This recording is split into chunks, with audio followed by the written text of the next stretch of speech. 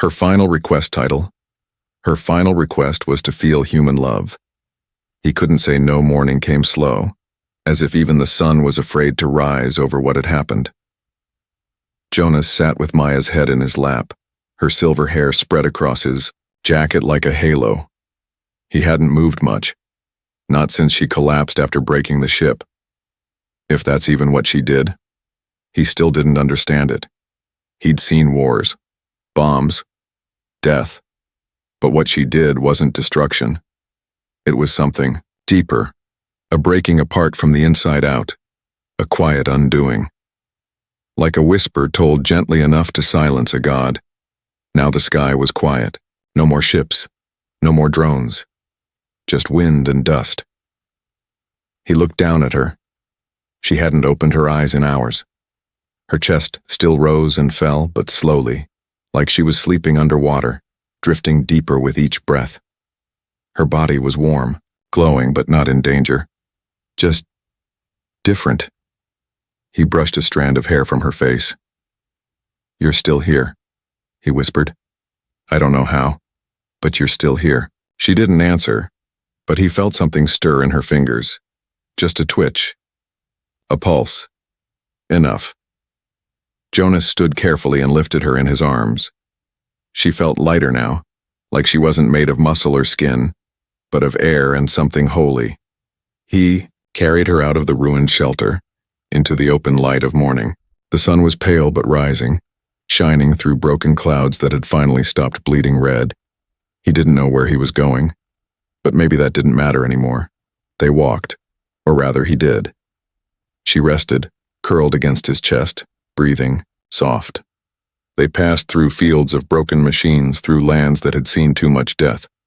Nothing moved. Even the air felt still, like the world was holding its breath, waiting to see what Maya would become. When she finally opened her eyes, they were clear again. Silver, with no light behind them. Just her. Only her. She smiled weakly. "Still alive?" Jonas asked. "Somehow," she whispered. "How do you feel?" She closed her eyes again, thinking. Then, like someone who's been carrying the sun in their chest for too long, he laughed. It was a quiet sound, surprised even him. It had been a long time since he laughed. Maya looked up at him. "Where are we going?" "Somewhere peaceful," he said. "I don't know if it exists yet, but if it doesn't, we'll build it." She smiled. "Will there be music?" "Yes." "And dancing?" "Definitely." "And love?" He looked at her, heart soft. "Always." They walked until they found water. A stream, clear and shallow, weaving through stone like it was painting the earth with light. Birds flew overhead. Real ones. Not drones. The sound of wings made Jonas stop and close his eyes. It was the first true silence he'd heard in years. They stayed there by the stream, for hours. Maybe more. Time didn't seem to matter anymore. Maya dipped her fingers into the water, and for a second, her reflection shimmered with light. Not from power, from peace. She turned to Jonas. "I think it's gone," she said. "What is?" "The thing inside me. The God. The power. It's quiet now, like it passed through me and found what it was looking for." Jonas stared at her. "What was it looking for?" Maya touched his hand. "You." He blinked. "Me?" "Not just you. Someone like you. Someone who could look at what I was becoming and still choose to love me." Jonas looked away, heart full. "I was terrified." "I know," she said softly. "But you stayed. That's what mattered." They watched the water for a while. Then Maya spoke again. "Jonas? Yeah? I think I was made to carry something, to end something, to deliver a kind of truth the universe forgot. He didn't speak, just listened. But now that it's done, I want to live a life that's mine." He nodded slowly. "You can. Will you stay with me?" He took her hand. "Until my last breath." She smiled again. "Then maybe love isn't something you feel. Maybe it's something you choose. Night came again. They built a small shelter near the stream. Wood, stone, the bones of a broken drone. Nothing fancy. Just enough. Maya sat beside the fire wrapped in Jonas's jacket. She hummed something, soft, tuneless, but lovely. "What's that song?" Jonas asked. "I don't know," she said. "Maybe it's mine now." He sat beside her. "Maya, yeah? If you could make one last request, what would it be?" She looked at him, her smile bright in the firelight. "No more last requests. Just a first one." He raised a brow. "And what's that?" She leaned in, her forehead against his. "Let's live." Jonas didn't answer. He just kissed her, and for the first time in forever, the stars didn't watch them with hunger or fear. They watched in silence, as if they too had been waiting for this. Hunted by stars, they didn't run right away. That would have been suicide. Jonas waited, crouched behind the stone ledge of the cliff, his body shielding Maya's. The drone hovered in silence above the entrance to their hideout. It didn't fire, didn't move, but he knew that kind of stillness. It wasn't indecision. It was calculation. It had found them. Now it was deciding if it should call something worse. Maya lay still behind him, her breathing soft, her skin faintly glowing, again. After the light in her chest had burst open and faded, something had changed in her, not just physically. Though Jonas could see her pulse in places no one should have a pulse, like her fingertips or the curve of her spine. But something in her presence had shifted. She was heavier now. Not in weight. In feeling. In silence. Then, the drone blinked once, bright red, a signal. Jonas grabbed Maya's hand and whispered, "We're moving." They climbed the cliffs as the wind howled louder.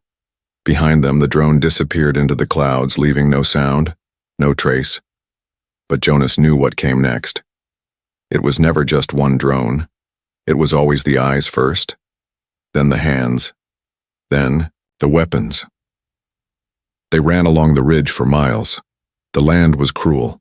Jagged stone, broken roads, rusted wrecks of war machines long forgotten by both sides. The air was colder here, thinner. Maya's breathing became ragged quickly, but she refused. "To stop. They're coming," she said between gasps. "I can feel them." "Who are they?" Jonas asked as he helped her over a crumbled wall. "Not soldiers. Not like before. They don't want me destroyed." "What do they want?" Maya stopped and looked at him. Her eyes were no longer just silver. They held flecks of black now, like ink dropped into a bowl of stars. "They want me opened." Jonas felt a chill crawl down his back. He didn't ask more. They found shelter in the ruins of a city swallowed by sand. The buildings were bones now, walls without roofs, staircases that led nowhere, door frames that stood like monuments to silence. The place had no name. Maybe it never did. But Jonas could still see what it once was. Lights. Voices. Life. They set up camp inside the frame of what might have been a school. Old desks were melted into the floor. Walls held faded messages in both human and alien script. Peace messages, drawn by children after the ceasefire, now covered in ash. Jonas sat by the doorway, rifle in hand, watching the sky. Maya curled up, in the far corner. She didn't sleep. Her eyes never closed now. She said it was safer that way. If she closed her eyes too long, the thing inside her came closer to the surface. "They're not far," she said softly. "How do you know?" "I hear them." "What do they sound like?" She didn't answer at first. Then, "They sing." Jonas blinked. Sing? Not with mouths. With memory. They hum the truth of what you are. They show you what you fear, what you've buried. And then they make you kneel. He looked at her. "Have you heard it before?" Maya nodded. "They used to sing to me when I was still in the lab. Before the pod. It's how they broke the others. But they couldn't break me." "Why not?" Because even then I had something they didn't understand. Something quiet. Something warm. Love? She nodded. Or the memory of it. Jonas sat beside her. Outside, the wind had stopped. It was too quiet. Maya reached for his hand. "If they take me," she whispered, "don't let them open me, no matter what they say, no matter what I beg. You don't have to worry, I won't let that happen. Promise?" Jonas looked into her eyes. "Promise." She smiled. And in that ruined place, surrounded by ghosts and broken stone, it was the most beautiful thing he had ever seen. Then the sky screamed. It wasn't a sound that ears could hear. It was deeper. Something that shook your bones. Something that made the blood in your chest feel like it wanted to run away. Jonas dropped his rifle. Maya fell to her knees, hands over her ears, even though there was no real sound. A ship descended, above the city, smooth, black. Not military. Not from any government he recognized. It didn't hover. It floated like a dream. Silent and heavy and endless. "It's them," Maya said. Jonas pulled her to her feet. "We run now. No, they'll track us. Then we fight. We can't win. Maybe not. But we can make them bleed." Maya touched his face, and her fingers sparked slightly against his skin. "I don't want you to die for me." "I'm not," he said. "I'm living for you." She looked at him, something deep and broken in her gaze, then she said, "I'm scared." He pulled her close, whispering, "Me too." They ran again, even though they knew it wouldn't be enough. But sometimes, running isn't about escape. It's about holding on long enough for a miracle. The shape of love, they didn't run far. You couldn't outrun a ship like that, not with feet, not with time. Jonas knew it the moment the air thickened, the way it does before a storm. Except this wasn't weather. It was presence. It was pressure. It was the will of something watching them from above, something not entirely alive, yet not a machine, something in between. They found shelter in the husk of a monument. What once might have been a tower or statue, now a broken stone shell. Maya dropped inside first, legs barely working. Her breathing was fast, shallow. Her eyes kept flashing between silver and that deep, terrifying blue-white that meant the god inside was close again. Jonas sealed the opening with scraps. It wouldn't hold, but it gave them a few minutes. Maybe less. He sat beside her, hands shaking. His rifle lay nearby, useless now. Against whatever was in that ship, bullets were just noise. "Maya," he said softly. She looked at him, her face pale, her body pulsing with that dim inner light. "I don't know what to do," he admitted. Her lips curved into a tired smile. "You're still here, that's enough." "I don't think it is. It is for me." She reached for his hand again. It was trembling. Not from fear, but from something deeper. Helplessness, grief, something that had no shape but weighed, as heavy as stone. He held her fingers, fragile and warm, and she closed her eyes. "When they take me," she whispered, "they'll try to open the thing inside. They'll try to tear me apart. It won't be painful. Not the way you think. It'll be worse, it'll feel like forgetting. I won't let them." She shook her head. "You can't stop them." He looked at her, silent for a long time. Outside, the ship's hum deepened, like it was breathing in, preparing to speak, or strike. "Then let's give them something they can't break," Jonas said. "Something they'll never understand." She looked confused. He leaned in, kissed her forehead, softly, slowly, like it was the most important thing he'd ever done. "Love isn't a weapon," he said, "but it's the only thing that's ever saved me." Tears welled in her eyes. Not glowing, not alien, just real. "Will it save me?" she asked. "I don't know," he whispered, "but I'll give it to you anyway." And then she changed. It didn't happen all at once. There was no flash, no explosion. It was slower, gentler, like a flower blooming in the dark. Her skin glowed brighter, but not painfully. The light inside her no longer fought to escape. It danced.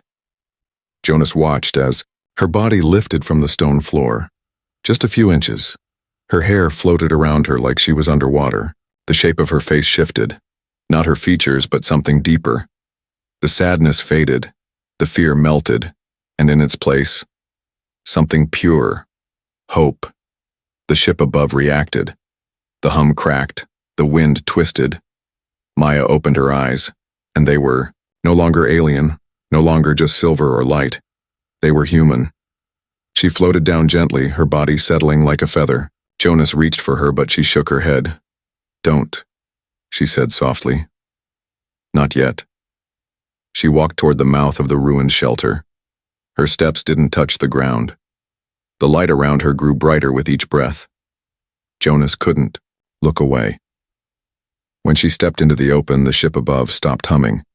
Silence fell, and then she spoke, not with her mouth, not even with her mind, but with something deeper. Something ancient. A voice of love echoing across the air like music made from every goodbye and every promise ever spoken. The ship cracked, not from heat, not from sound, from heartbreak. It trembled, shivered in the sky, and then, slowly, impossibly, it began to fall apart, not in fire, not in rage, in surrender. It rained down quietly, like black snow. Maya fell to her knees as the last piece vanished into dust. Jonas rushed to her, caught her before she collapsed. "You did it," he whispered. "No," she said weakly. "We did." He held her in his arms. Her body was cold again, but she smiled, her face soft, peaceful. "This is what it feels like," she whispered, "to be loved." Jonas nodded, tears running down his cheeks. "Then you finally got your wish." She touched his chest. "And you gave me a new one," she said. "To live." Her eyes closed, and this time, the light didn't fade. It settled, gentle, calm, and far away. In the empty sky, no more ships came. Only silence. And peace. A heart that isn't hers. They didn't stay in the cave. Jonas knew it wasn't safe. The sky had changed during the night. Red clouds spreading like a slow infection, the kind that came before orbital scans. Machines were moving again. You could feel it in the ground. A low hum, like metal breathing under the soil. Someone was looking for something. Or someone. He carried Maya down the hill, through dead trees and broken stone, until they reached the edge of a dried riverbed. She couldn't walk far. Every few steps she stumbled. He never let her fall. Her body was changing. At first, he thought she was just sick. Her skin got hotter, her eyes brighter. At night, she twitched in her sleep, murmuring things he didn't understand, words in a language older than any human tongue. And then one morning she began to bleed, not blood like his, not red. Hers shimmered like liquid crystal, thick and glowing. Jonas panicked. He tried to stop it with bandages, but nothing worked. The bleeding wasn't from a wound. It was from within, like her body was rejecting itself. They reached an old outpost by dusk, human-made, half buried in sand, hidden under the wreck of a transport ship. The door creaked open with a groan, revealing the rusted bones of a forgotten smuggler base. Jonas swept the inside, cleared the rooms, checked the solar panels on the roof. They still worked. Barely. He carried Maya inside, placed her on a mattress that smelled like oil and old fire, and tried to rest. But he couldn't. Her breathing was shallow. Her skin flickered with strange pulses of light. And when she opened her eyes, she wasn't looking at him. She was looking through him. "It's starting," she whispered. Jonas sat down beside her. "What is?" Maya turned her head, and for a second, just a second, her eyes looked like mirrors. He saw himself, older, alone, surrounded by light that burned like stars. "They put something in me," she said. "I don't know what it is. Maybe it was always there. Maybe it's waking up because you opened the pod." Jonas swallowed hard. "What are you saying?" Maya sat up, slowly. Every movement looked painful, like her body was fighting itself. She touched her chest, over her heart, and whispered, This isn't mine. It beats, but it's not mine. It's something they gave me. Something powerful. She looked at him and her voice dropped to a whisper. Jonas, I think there's a God inside me. He didn't speak. Not for a long time. Outside, the wind howled. Dust hit the metal walls. The outpost creaked and groaned, but didn't fall. God. It sounded insane, but when he looked at her, really looked, he didn't see a dying girl anymore. He saw something, rising, something ancient, something broken and beautiful. Why would they put a God inside you? He finally asked. Maya closed her eyes. Because they wanted to control it. Use it. But it didn't want them. It wanted something else. Something it saw in humans. Maybe love. Maybe pain. Maybe both. And now it's waking up? Yes, she said. And I don't know what it wants. That night she screamed. Not once. Not twice. But again and again, until her voice was raw. Jonas held her as her body arched and shook, light spilling from her skin like she was made of stars breaking apart. Her fingers dug into his arms and her eyes rolled back, and then she stopped breathing. Jonas froze. Maya. She didn't move. He leaned close. Her chest didn't rise. Her lips were still. He whispered her name again. Louder. Shook her, begged her. Nothing. Then her eyes shot open. But they weren't hers. They glowed pure white. Not silver.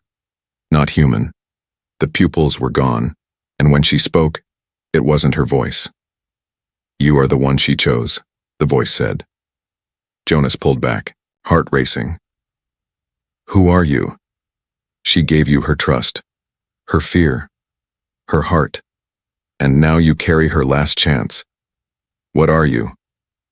A memory, a weapon, a promise. He gritted his teeth. If you hurt her, I swear, hurt her. The voice laughed, low and bitter. She built herself to carry me, to keep me asleep, but now she's breaking and I am waking. And you are the only reason I haven't taken control. Jonas stepped closer. Why? The voice paused, then softer, because she feels something for you, something stronger than fear, and that feeling binds me, even now. He stared into her glowing eyes. Can you save her? The light dimmed slightly. Perhaps, but she must want to live. And right now she doesn't know if she should.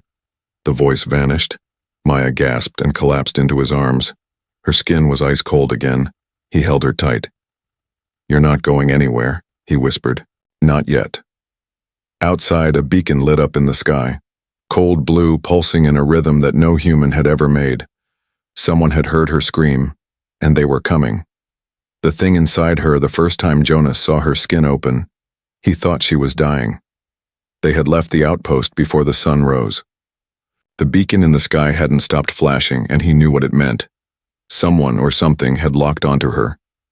They were being tracked, hunted. He didn't wait to see what arrived. They moved fast. Maya still weak but trying to walk. Her steps were shaky, her breath shallow, but her will was strong. Stronger than before. It was like something inside her refused to give up, refused to be caught again. They reached the cliffs just before dusk. Jagged stone, high and sharp, forming a broken wall between the dead forests and the long stretch of open plains. Jonas found a narrow crack in the cliffside, deep enough to hide, wide enough to breathe. He helped Maya inside and sealed the gap with brush and scrap metal from a long-dead scout drone. It wasn't perfect, but it would have to do. They sat, close, their bodies pressed together in the dark. Maya leaned against him, her head on his shoulder. Her skin was hot again, like a fever, but she didn't tremble anymore. Not from fear. Her fingers curled into his jacket.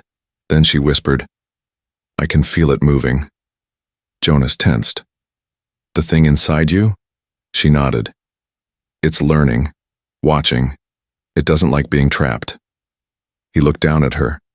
Her eyes weren't glowing now, just soft and silver, almost human. Do you still feel like yourself? He asked. She was quiet for a long time. I don't know, she finally said. Some days I wake up and feel like Maya, like a girl who wants to feel love, to dance, to hold hands, to laugh. Other days I feel like a vessel, like I'm just a body built to carry something powerful, something old. Jonas touched her hand. You're still you, even if there's something else inside. I see you.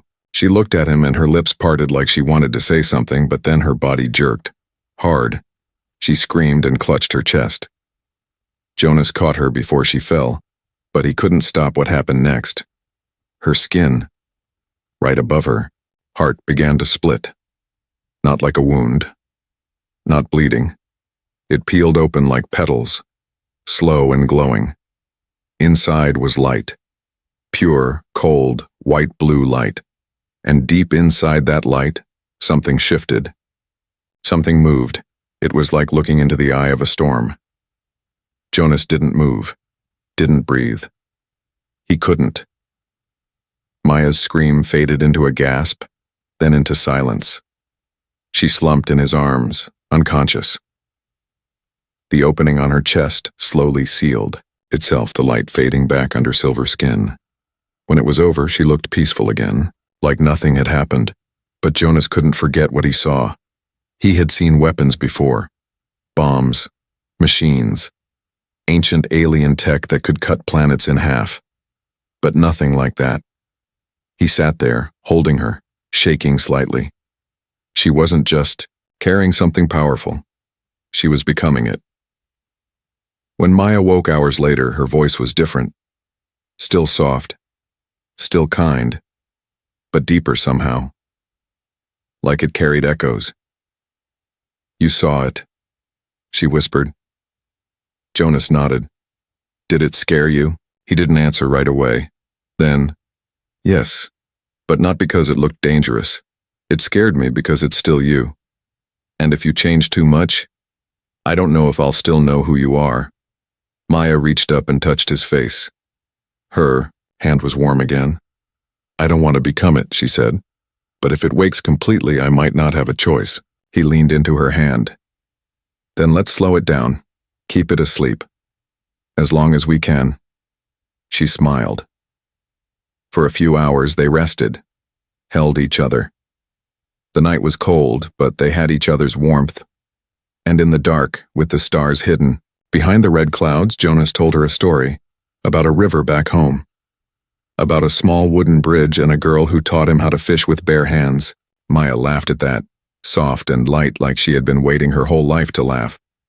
That's what love feels like, she said. Not a kiss, not a promise. Just being seen, being held, being told a story when you're scared. Jonas looked at her, and for the first time he felt it too. Not just pity, not duty. Love. Not for what she was, but for who she was becoming. They didn't notice the drone until it was right overhead, a soft hum, a red light in the sky. Jonas grabbed his rifle, pulled Maya behind the rocks. The drone hovered, scanning. It didn't fire, didn't move. But Jonas knew what it meant. They had found her and they weren't alone anymore. The girl in the glass pod, the human's boots crunched over black sand. Wind howled around him, sharp with the smell of burned metal and old war. He moved slowly, scanning the broken landscape. The shipwreck was still warm. Not human. Alien. Big and twisted like a dead insect. His name was Jonas. Just Jonas now. His squad was gone. Wiped out in a surprise attack 2 months ago. Now he was alone, picking through old battlefields, trying to survive. He didn't expect to find anything useful here. But then he heard the whisper, not through his ears, through his mind, soft, cold, a voice not his own. Please. Help. Jonas froze, hand on his rifle. He turned toward the wreck. Lights flickered deep inside. Purple, blue, strange colors that didn't belong on a dead ship. He should have walked away, turned back. Nothing good ever came from wrecks like this, but the voice called again. I'm here. Inside. He stepped into the ship. The metal groaned beneath his weight. Smoke curled from torn wires. He passed broken alien armor, shattered glass, blood that shimmered like oil. Then he saw it. A pod. Glass cracked, but still glowing. Inside, a girl floated. Silver skin, thin and glowing faintly. Long, dark hair floated like it was in water. Her eyes opened slowly. Jonas stepped closer. Her lips didn't move, but her voice pressed into his thoughts again. Are you human? He nodded, though she probably couldn't see. I thought so. Your kind smells like fire. Her eyes closed. Her body twitched. He saw wires running into her back. Tubes filled with a thick blue liquid. She looked like she'd been asleep a long time. Maybe dying. Maybe something worse. Jonas looked around. No one else. Just him and her. Please. Her voice returned, weak and soft. Before I die, I want to feel human love. Jonas stepped back. What kind of trick was this? Was she playing with his mind? Some alien trap? But she looked weak, broken, afraid, not like the soldiers he had fought. He lowered his rifle. How do you know about love? He asked. Her voice shook. Not really, but I saw it in dreams. I think they weren't mine. The pod beeped. Lights flickered red. The machine was failing. Please, she said again. Don't let me die without feeling it just once. Jonas didn't know what to do. He looked at her hands, small, trembling inside the fluid. She was clearly not human, but she didn't look like a monster either. He remembered the war, remembered the screams. His own people burned alive by her kind, but now here she was, asking not for power, not for revenge, just for something soft, something simple.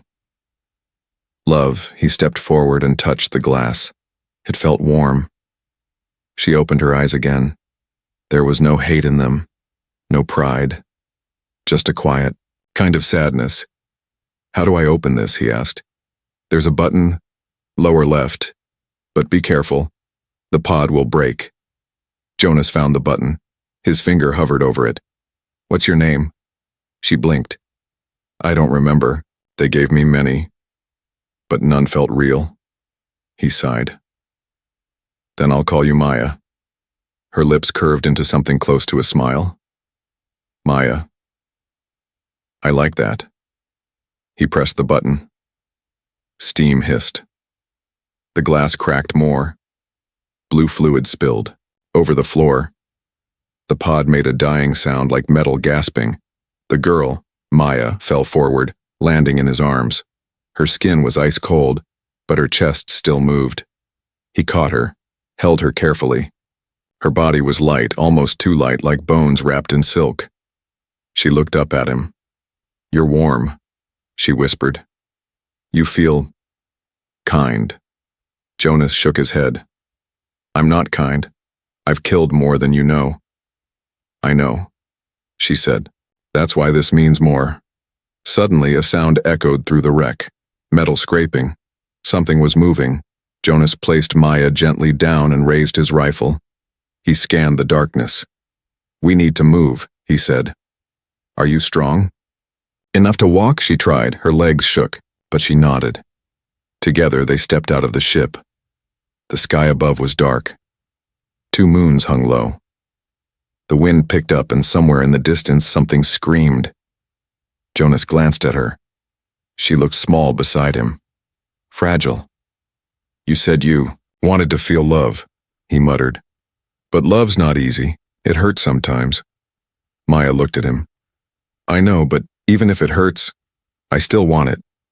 Jonas didn't answer. He just walked forward, rifle in one hand, her hand in the other. Behind them, the ship burned quietly, and in the shadows, something followed. Memories not her own. They found a cave before the sun rose. Jonas didn't trust daylight anymore. Not here. Too many patrols, too many machines still hunting old enemies even though the war was done. The cave was shallow but hidden. Inside, it smelled like dust and dry stone. He cleared a spot near the back and laid Maya down carefully, then sat beside her and waited for her to open her eyes. She didn't move at first. Her chest rose and fell slowly, but her eyes stayed closed. Her skin, silver and soft, looked cracked now, like the light inside her was fading. Jonas touched her forehead. It was warmer than before. Maybe a fever. Maybe something worse. He didn't know why he cared so much. It had been months since he talked to anyone. Real talk. Not orders. Not screams. And now here she was. A stranger, a former enemy, broken and bleeding in his arms. And all he could think about was her voice. The way she had whispered his name in the night, calling it like a secret she wasn't allowed to say. When she finally stirred, it was with a sharp breath like she had surfaced from underwater. Her fingers twitched. She blinked slowly and looked around the cave, confused. "You're safe," Jonas said quietly. "We're hidden." No one followed. She turned to him. Her lips moved, but no sound came. Then, after a long pause, she asked, "Where are we?" "Somewhere east of the broken ridge. I don't think the drones will sweep this far." Maya nodded. Then her hands went to her chest. She winced. Her body trembled. "It hurts," she whispered. "Inside, something's not right." Jonas looked at her carefully. "You were in that pod for a long time. Maybe your systems are shutting down." "No," she said, voice low. "It's not that, it's something else. I'm remembering things, but they're not mine." He frowned. "What do you mean?" She sat up slowly, wrapping her arms around her knees like a child. Her eyes didn't meet his. "When I was in the pod, I had dreams, pictures, feelings. I thought they were mine, but now they feel borrowed." Jonas stayed quiet. "I saw people," she continued. "Human people. A mother, a child, someone laughing in a kitchen, rain on glass, a fire in a hearth, the sound of music, dancing, kisses, tears." She paused. "It felt like love. I felt it, but I've never lived that life, not once." She looked up at him finally. "I think someone put their memories in me." Jonas didn't know what to say. It sounded impossible, but then again, so did everything about her. The way she spoke in his mind, the way her skin glowed, the way her voice could make him forget he once hated her kind. "You think they made you from someone else?" he asked. Maya nodded slowly. "Or they used someone else's love to build me. Maybe they thought love was something they could fake. Program. But it doesn't feel fake. It feels real. Too real." She shivered, and he gave her his jacket. She pulled it close like a blanket. "Why would they do that?" Jonas asked. "Why build someone like you?" "I don't know," she whispered. "Maybe to understand humans better. Maybe to copy your emotions, maybe to destroy you by learning what makes you weak." "Is love a weakness?" he asked. She looked at him with a soft, broken smile. "I don't know. But if it is, it's a beautiful one." They sat in silence for a while after that. Outside, the wind picked up again. Somewhere far away, a ship passed low, scanning the earth with beams of white light. Jonas covered the cave entrance with rocks and cloth, dimming the light even more. Maya didn't speak again for a long time, but when she finally did, her voice was small. "Can I ask something?" she said. "Sure. What does love mean to you?" Jonas was quiet. No one had asked him that before. "I don't know if I've ever really felt it," he said honestly. "Maybe once, when I was young, there was a girl, we were poor. She gave me her only blanket one winter night, even though she was colder than me. What happened to her? She died. Fever. I never forgot." Maya looked down. "That sounds like love, maybe. Or maybe it was just kindness." She leaned her head on his shoulder. Her skin was warmer now and he could feel the light inside her again, softer this time, less alien. "I don't care if these memories aren't mine," she said quietly. "I still want to feel what they felt. I want to dance in a kitchen, kiss in the rain, sit by a fire with someone who won't leave." Jonas closed his eyes. "Maybe we can find those things. Someday." Maya smiled and whispered, "Someday is enough." Outside, the world stayed cold and dangerous, but in the cave, for just a little while, there was peace. But far above, in a quiet orbit, something else had begun to move. A signal. A tracker. A voice that wasn't Maya's. And it had just woken up.